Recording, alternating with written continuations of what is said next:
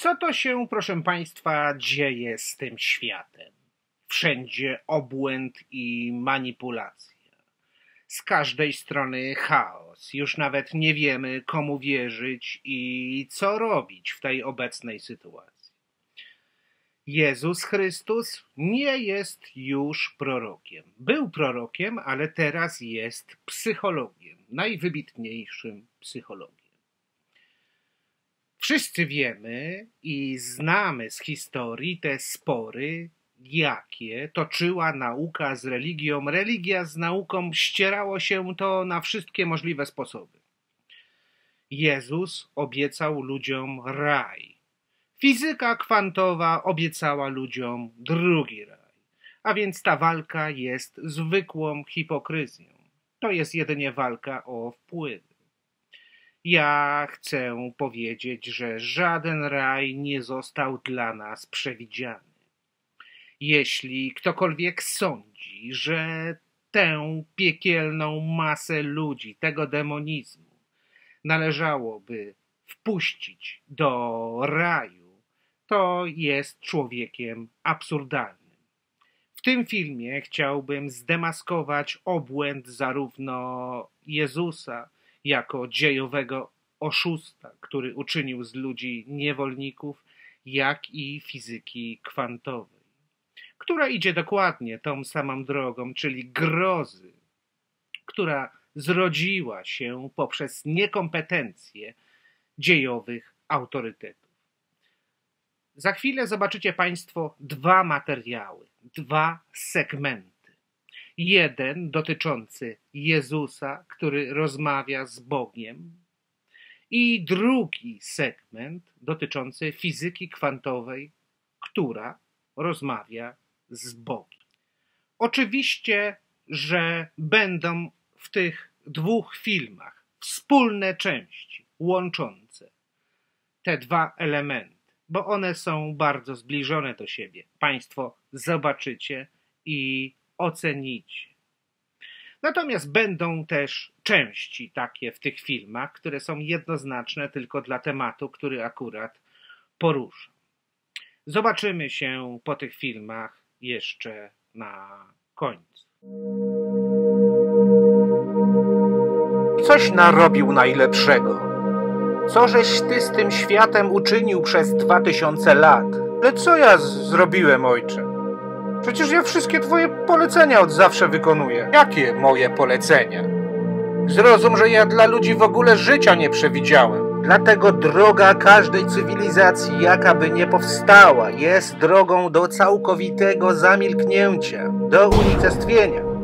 Jeśli bowiem jeden gatunek wyłonił się z okrutnego prawa przyrody, z drugiej strony, biorąc pod uwagę równowagę sił w przyrodzie, gatunek, który już swą drogę przeszedł, scenę wydarzeń opuścił. Wszystko będzie zapomniane i każde imię będzie wymazane. A wy się nieustannie bawicie. Przemieniłeś się? Tak, bo mogę wszystko. A wy się nieustannie bawicie z fizyką kwantową w jakieś budowanie raju. Jedni budują raje religijne, fizyka kwantowa buduje raj kwantowy, ale z fizyką kwantową to ja sobie pogadam już niedługo. Jakieś grzechy pierworodne stwarzacie, że niby ja ludzi z raju wyrzuciłem. Nic takiego nie miało miejsca. Poza tym jeszcze się mnie nieustannie czepiają, że jaki to ze mnie jest dobry Bóg, że ja ciebie na śmierć skazałem, co jest absurdem kompletnym. Po co to wszystko? Bo ja już z tego nic nie rozumiem. Po co ta cała wiara i walka? Bo na najwyższym stopniu ewolucji żyje się już tylko dla miłości, dla dojrzewania w niej jako osiągnięcia najwyższego stadium oświecenia. Do tego jest potrzebne moralne zło, byście czynili dobro, otwierając się cały czas na to, czego nie widzicie, czyli na własną głupotę. To jest otwarcie na zapłodnienie intelektualne i etyczne. To jest droga twórczego niepokoju, by rezygnować nieustannie z władzy, by wpuścić innego w swoje serce, kiedy podpali zaciemniony obszar ludzkiego doświadczenia.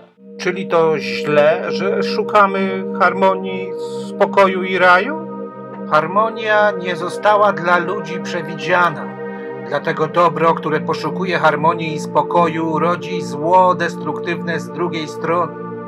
Dlatego to zło destruktywne zatacza koło i was ciągle upomina. Ja już nie mogę na to po prostu patrzeć. Powstają zbrodniarze i wybuchają wojny, a wy pytacie, dlaczego Bóg na to pozwolił.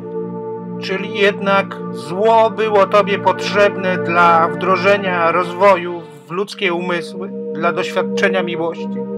To kto stworzył szatana? Moralne zło to jedyna siła, którą wam pozostawiłem, z której jeszcze nie potraficie zrobić właściwego użytku. Boicie się miłości, bo miłość jest wpuszczeniem śmierci w swoją duszę. To jest właśnie dojrzewanie w miłości. Jednak wy zamiast o dojrzewanie w miłości, czyli o umieranie, walczycie cały czas o przetrwanie. Dlatego nieustannie omija was to, co jest w pełni boskie. A szatana? Jak to kto stworzył szatana? Wy go wyciągnęliście ze swoich umysłów pochłoniętych zabobonem. I co teraz z nami będzie? Ja nie szukam władzy nad ludźmi, niechaj i oni nie szukają władzy nad innymi, bo się zdziwią, do czego ich zaprowadzi ich własny obłęd. Ja się władzy wyrzekam. Nie ma powodu, by człowiek klękał przede mną. Ja tego nie oczekuję. Niechaj człowiek klęka przed tym, kto odbierze mu władzę nad sobą, wskazując na jego zaciemnienie. Gdyby miało być inaczej, już dawno bym się objawił, ale kapłani mnie wyciągnęli na ołtarze. I tak konam każdego dnia. Jezus Maria, co teraz robić? Nadejdzie nowe oświecenie i nowa Ewangelia i ty pójdziesz ją głosić. Jakżeś taki był dobry i ludziom naobiecywał to i owo, a ja z tym nie za wiele mam wspólnego, to teraz pójdziesz sprawę odkręcić. Czyli to koniec? Cały sens istnienia to wszystko, tu chodzi tylko o miłość? Ale ja mam olbrzymią władzę. Nie oddam jej. Ja jestem przecież w każdym domu i ludzie mają przede mną klękać. Władzę to i może masz, ale dla Boga i życia i śmierci niewiele to znaczy, żeby nie powiedzieć nic. Bo wszystko będzie zapomniane i nie pomogą prośby, modły i błagania. Każde imię będzie wymazane. Idźcie uczyć się miłości. A tak na marginesie, dlaczego nazwałeś się moim synem? Dobrze, ojcze. Pójdziemy się uczyć miłości. No nie wiem, czemu się nazywałem twoim synem. No tak jakoś wyszło. No, każdy by pewnie chciał być jakoś wywyższony po prostu przez ciebie. No, każda władza transcenduje w ogóle swoją wartość twoim obliczem. A teraz się okazuje, że nie ma nic w ogóle z tobą wspólnego. To ja się chyba załamię.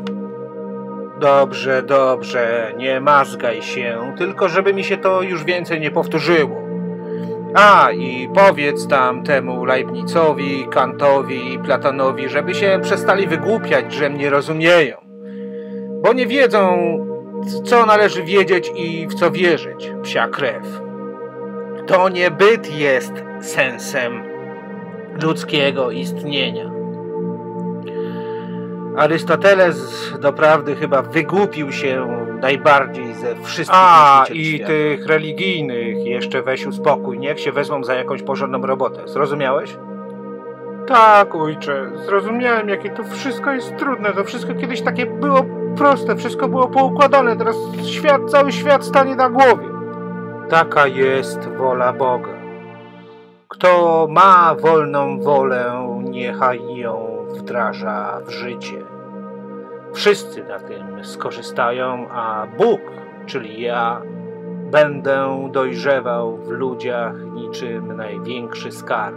Tego właśnie oczekuję.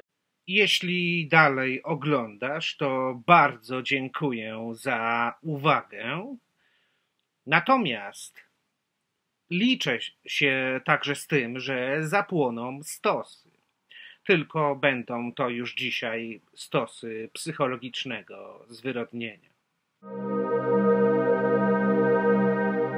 No i co teraz? Tak sobie doskonale radzisz bez Boga? Tak, bo nie znoszę żadnej religii. Nikogo nie zamierzam słuchać, jestem nauką. Ja nie jestem Bogiem religijnym. Wpadniesz w pułapkę własnego obłędu. Tylko ja potrafię opisać naturę wszechświata. Tylko fizyka kwantowa potrafi uzasadnić inteligencję stada, a nie żaden Bóg. Z pewnością, lecz tylko stada, które zaciekle walczy o przetrwanie. Zaciemnionego stada, bo przetrwanie nie zostało dla ludzi przewidziane. Co to za niedorzeczne brednie? Jak to nic nie przetrwa? Droga każdej cywilizacji jest drogą do całkowitego unicestwienia, do milczenia. Jeśli ten gatunek ludzki wyłonił się na powierzchnię z okrutnego prawa przyrody, z drugiej strony, biorąc pod uwagę równowagę sił w przyrodzie, gatunek, który już swą drogę przeszedł, scenę wydarzeń opuści, gdy wszystko zostanie policzone, używając żargonu fizyków. Nikt i nic nie przetrwa. Każde imię będzie wymazane i wszystko będzie zapomniane. Cokolwiek wyliczycie dziś, jutro będziecie liczyć od początku. Jeśli wszystko zostanie wyliczone, cykl życia powtórzy się na nowo. Jesteście dlatego zamknięci w więzieniu własnej niemocy. Po co ta smętna gadka? Istnieje tylko to, co jest racjonalne. Tak musi być. Istotą tego, co jest racjonalne, jest walka o przetrwanie, a jak pokazuje historia, w każdej swojej części przeradza się owe przetrwanie w tragiczny konflikt. Racjonalne w tym układzie sił jest tylko to, co jest irracjonalne, bo Bóg znajduje się między pojęciami. Dlatego potrzebujecie moralnego zła, by odzierać miłość ze złudzeń, by dojrzewać w miłości, wpuszczając śmierć w swoje serce. Dobro i zło moralne idą w jednej parze, pozostając na służbie dobra, piękna i prawdy.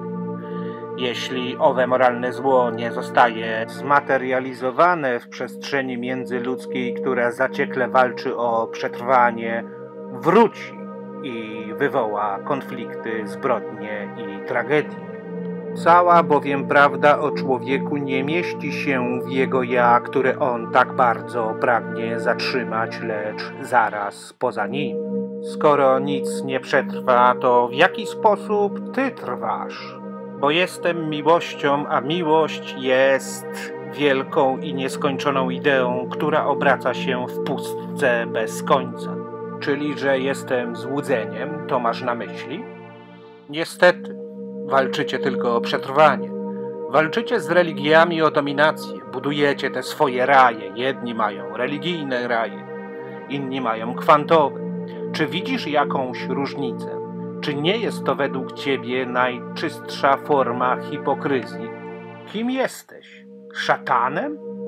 Czy Bóg może poszukiwać harmonii, skoro tylko twórcza i niepokojąca miłość może uzasadnić jego istotę na drodze powstawania piękna, dobra i prawdy? Aby ludzkość mogła nieustannie rezygnować z władzy, otwierając się na to, czego nie widzą, by zło moralne uczestniczyło w kulturowym postępie. Harmonia to zło, a dla Boga harmonijne jest to, co jednocześnie jest dysharmonijne. Bredzisz, nauka zwycięży. Nauka może być tylko obiektywna, zaś wolność jest subiektywnym zaprzysiężeniem swej istoty przed obliczem tłumu. Czyżeś może nie zauważyła, że ludzie tak gorliwie szukają własnego szaleństwa? Chcą być jedyni, niepowtarzalni i unikatowi. Szukają swojego geniuszu, co nie może dziwić, gdyż miłość jest doświadczeniem śmierci. Wolność dotyczy tych samych założeń, a jeśli śmierć jest doświadczeniem czysto subiektywnym, także i wybór wolności takim pozostaje. Ludzie są równi jedynie wobec śmierci, a zatem idea sprawiedliwości i równości możliwa jest do osiągnięcia jedynie przez wdrożenie tej idei, o której tutaj mówimy. Nauce nie można się sprzeciwiać, ona jest sensem absolutnym. Rzuciłem was w czas, żebyście w nim konali, czyli we własnym ja, albo uwolnili się od niego, wkraczając na drogę wolności. Ty nie masz wolnej woli, która jest możliwa do uzasadnienia jedynie poprzez zwrócenie się przeciwko sobie. Żyjesz tylko w czasie, lecz cokolwiek powiesz będzie jedynie przyrodnicze, czyli martwe, skazane na zagładę. Nauka nie rozwiąże żadnego ludzkiego problemu, czyli żyjemy w obłędzie mistrzowsko pomyślanym. Żyje się tylko dla doświadczenia śmierci za życia, czego Heidegger nie wziął w ogóle pod uwagę, twierdząc, że życie jest oczekiwaniem na ostatni akord. Tylko w ten sposób mogłem stworzyć najlepszy z możliwych światów. Wszystko, co się przyciąga, jest złem w czystej postaci, zaś dobro pozostaje w dystansie. Ludzie zbierają się w grupę z lęku przed prawdą i pięknem oraz dobrem. I to właśnie opisuje fizyka kwantowa, uzasadniając ich inteligencję. Precz, szatanie, jesteś szatanem.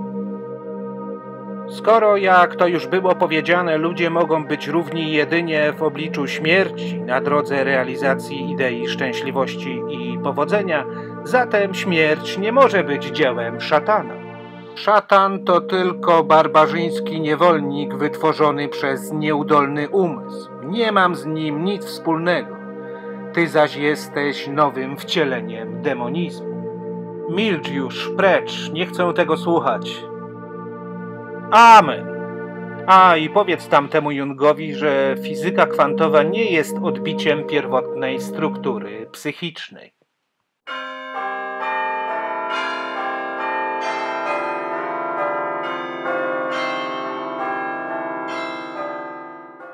W ten oto sposób chciałem zdemaskować absurd świata, w którym wszyscy żyjemy.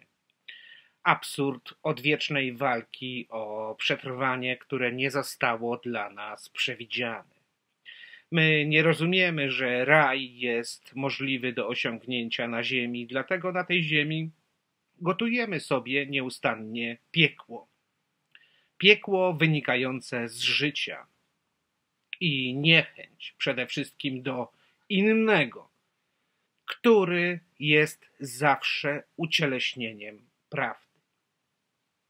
Inny jest tożsamością wspólnoty, solą. Inny wskazuje zawsze to, czego nie widzimy i nie dostrzegamy. Inny nie troszczy się o własne życie.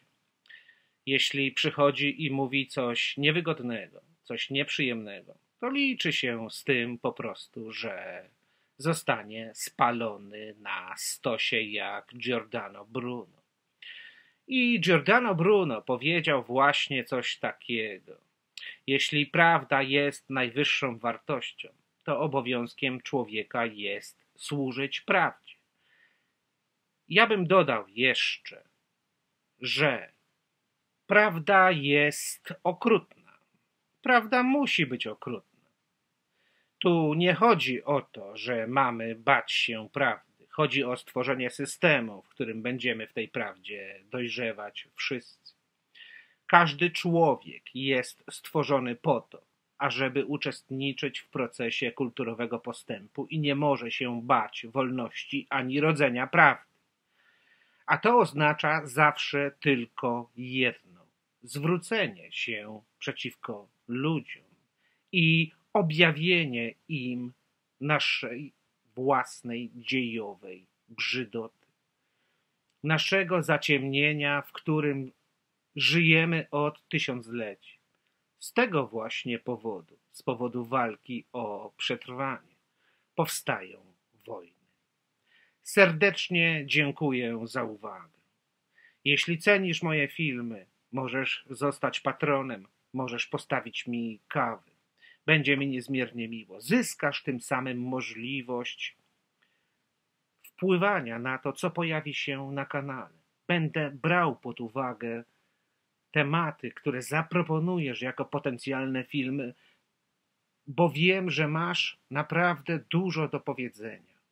Liczę się z Twoim głosem na drodze wolności. Jednak prawda, hasło prawda musi zwyciężyć. To jest najgłupsze hasło tysiąclecia. Na tym świecie nie ma prawdy, bo boimy się tej prawdy rodzić. Kłaniam się Państwu.